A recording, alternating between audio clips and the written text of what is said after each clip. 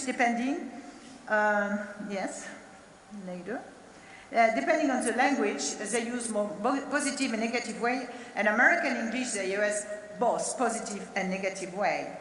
So the same component for focus marking, higher intensity, higher resistor, extension of the frequency range, and there are some exceptions, I have no time here to go, where focus is absolutely not marked prosodically, but as explained by Annie Rieland again, they have a complex verbal system which obliges the people to say in the verbal system which component is focused. So as you say, the share of the same function is language dependent here. So interestingly, and what I developed a long time ago is, is where you fluctuate languages.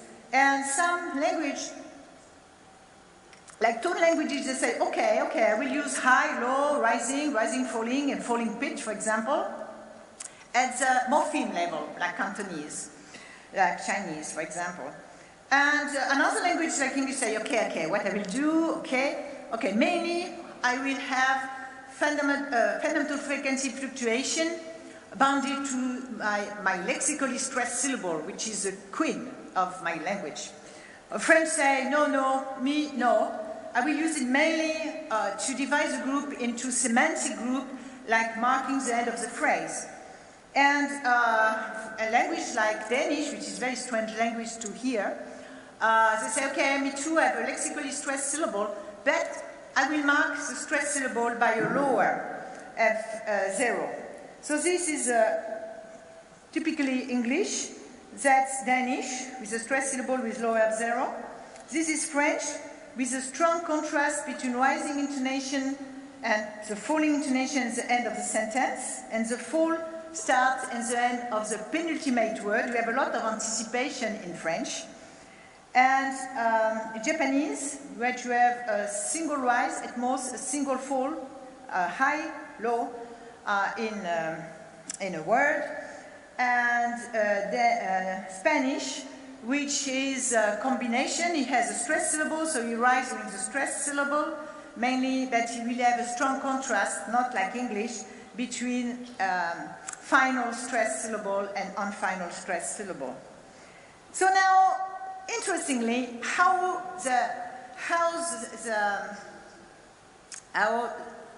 that's something going on, I don't know what. How the language regroup two words into one phrase. So there's a limited number of doing it. One of the first principles is what I call the Dutch way. It's if you have it's applied mainly to language with lexical stress, not like French because we don't have lexical stress, where you suppress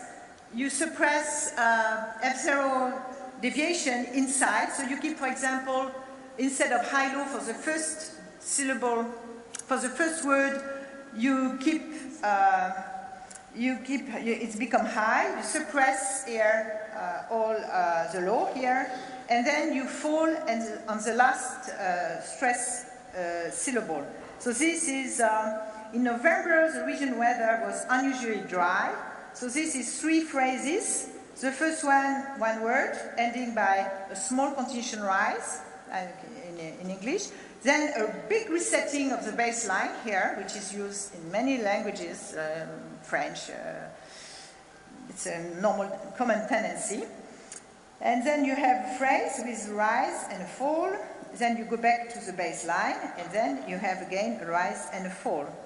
Another way of doing it is partial resetting of the bass line, like I would call the Prisakis way, the Japanese way. At the beginning, you mark in Japanese the beginning of a phrase, and in French, in English, in many other languages, in Chinese too, by resetting your bass line.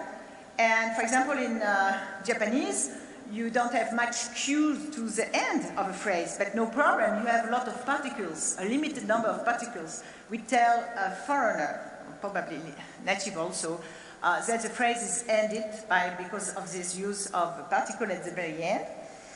And you can use also to give, to make down step.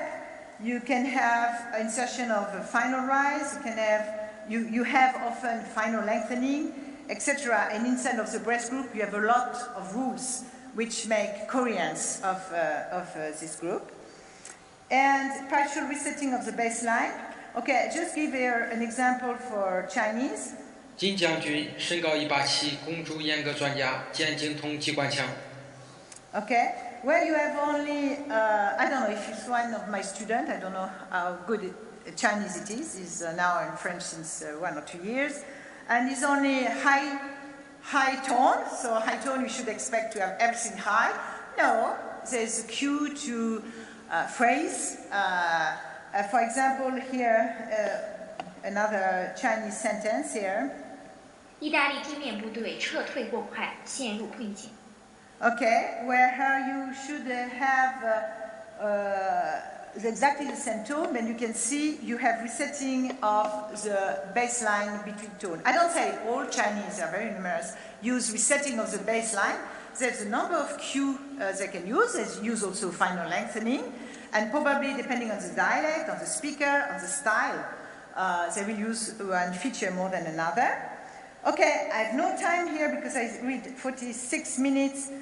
Cognition, you know, the magic number 7 plus or minus 2, it's extremely important. When I was at IBM a long time ago, you know, I use this, I didn't know Miller and the magic number 7, and when I find this magic number 7, for example, when a phrase was more than 7 syllables, I divide it into 2 prosodic words, and you know, telephone number, often only 7 digits, etc., etc. And didn't know that I applied it in French long time ago. And this influence of the native language and learning, etc. For example, when given the same stimuli, the Russian make very attention on the color of the vowel to say which is a stressed syllable. The English people pay more attention to duration, and some other people will pay more attention to F0, the English people, and some other people will make more attention to duration. So what to conclude? First, there's a limited number of prosodic parameters.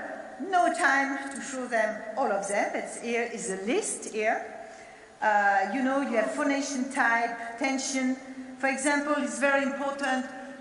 The speed you close the vocal folds is very important, for example, to mark stress. It was shown by people that when you close rapidly the vocal fold, you enhance the middle frequency. And this is a cue to lexical stress, for example, in English. And there's numerous functions where prosody plays a role. They have a tendency to associate the same meaning to a particular set of prosodic parameters or combination of prosodic parameters. As I say, intensity cannot be perceived independently of duration. And the prosodic parameters are very nice together. One takes the load when the other one is taken by higher function. And it's kind of futile to try to say what is acoustic parameters in one language, since the acoustic parameters in one language for example, for lexical stress, change depending on the position of the lexical stress into the word. So the tendency is the same. What is very important is that when you speak about emotion, it's highly motivated. For example, when the Japanese is angry, you can feel it, also if you don't understand well Japanese. And this you can understand from one language to another. All speech organs are involved, and speech here is just a consequence of it. For attitude, you have more control, it's essentially at the glottis, but there's also, as I tried to show, but could not show, there's some supraglottis parameters, and also gesture, like surprise, and raise brows, therefore surprise, and there's probably tendency, universal tendency, and cultural differences that we could see. For example, this mean in French, I don't believe it. And this mean in other languages, I see it, I'm sure of what I said.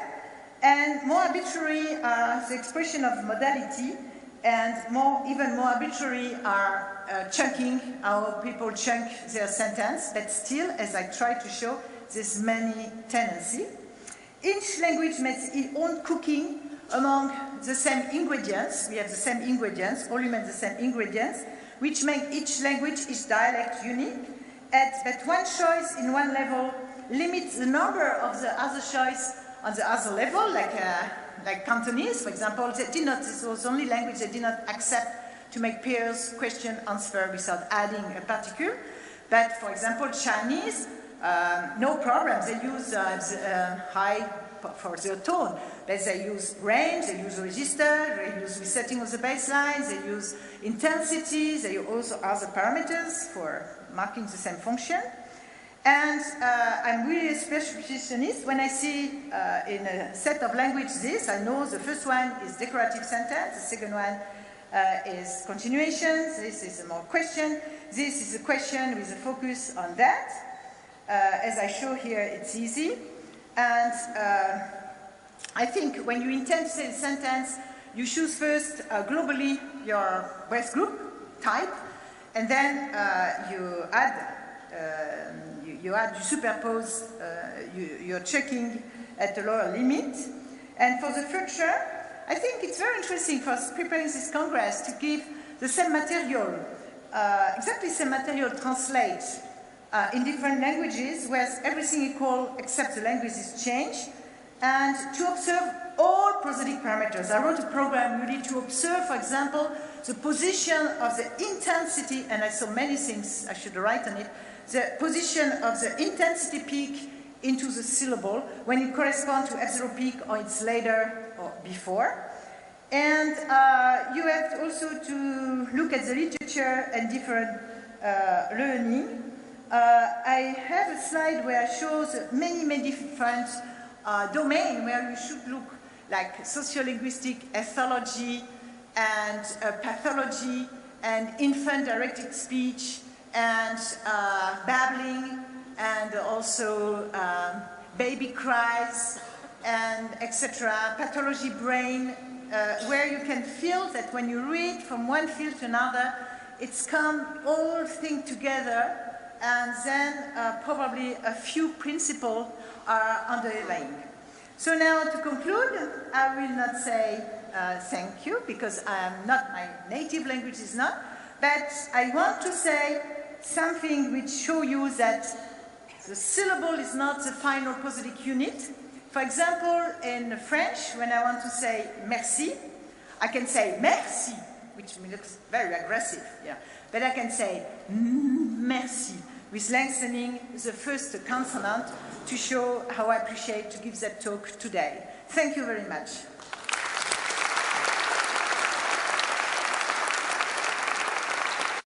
Synthesis. So I inbuilt and run the eSpeak software. The problem with eSpeak software is that its output is very robotic voice.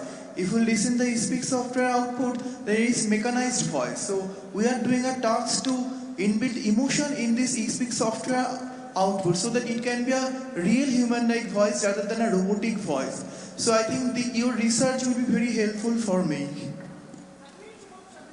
I'm really trouble to understand exactly what you mean, because there's noise coming from this loudspeaker. You are speaking from speech synthesis and emotion in speech synthesis? Yeah. Actually, in eSpeak software, I have downloaded and installed eSpeak software. And the output is very robotic-like voice. It's just like robotic voice. So I think we are doing our work to inbuild emotion in this robotic-like voice. Okay, I heard the last part because the loudspeaker started to work there. So I have trouble to understand exactly the question because it did not work, now it works. So,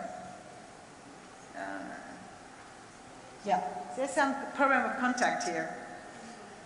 Okay, just pass your mic for that. Excuse me.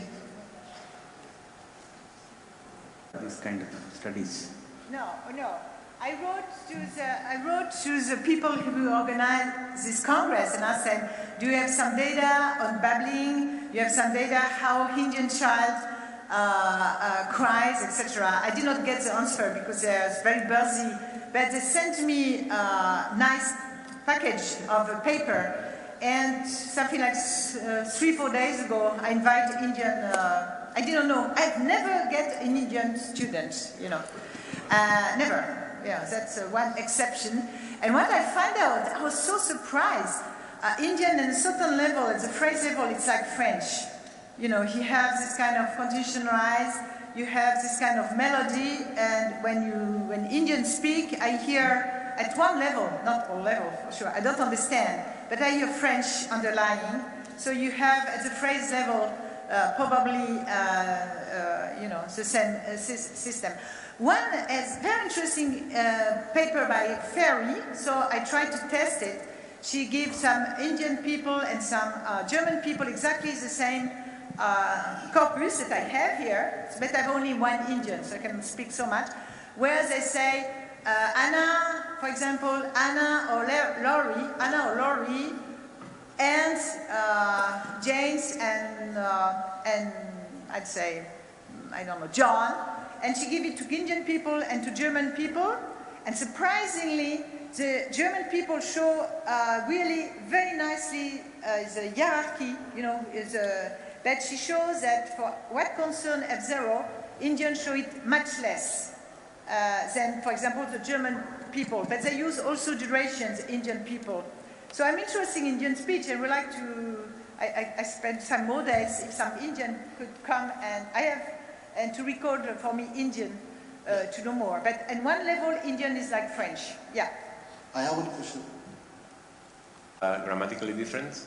So I wonder how prosody is influenced by that. Like, for example, if I ask you now, could you please comment on that? Like, really flats.